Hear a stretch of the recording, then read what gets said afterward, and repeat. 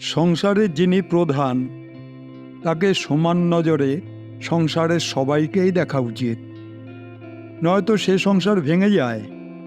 আমাদের ভারতবর্ষ একটি বিশাল সংসার, সুতরাং এ সংসারে যিনি প্রধান তাকেও সর্বক্ষেত্রে সমান নজরে সবাইকে দেখা উচিত।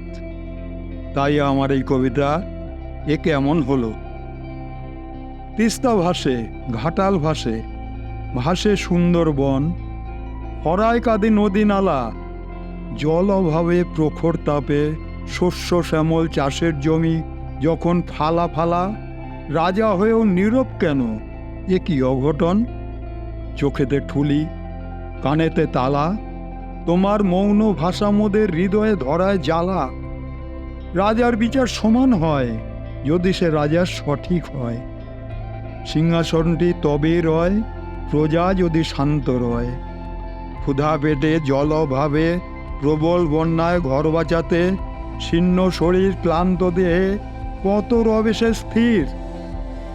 আমরাও তো চাই বাঁচতে, মোটা ভাত মাথার উপর ছাড়তে চাই, এটুকু তো হক আমাদের, আর কিছু তো নাই। 16 আনা নাইবা দিলে মরছে যারা ওষুধ বিনে, জোটে না আলু তেলটি কিনে, চায় না ওরা 16 আনা, 4 আনা তো দাও। চিরকালই শান্ত ওরা, চিরকালই শান্ত রবে। সিংহাসনটাও টলবে না, তুমিও রবে রাজস্থানে, ওরাও কিছু বলবে না, হবে না অস্থির। ইতিহাসে বলে দেখি, অত্যাচারী ছিলেন যারা, বিদ্রোহীদের বিদ্রোহতে সিংহাসনের মায়া ছেড়ে গভীর বনে খাদে পাহাড়ে মুখ লুকোতেন তারা। একটুখানি প্রসাদ তুমি রেখো মোদের জন্য, কণামাত্র সেই প্রসাদেই হব মোরা ধন্য। নমস্কার।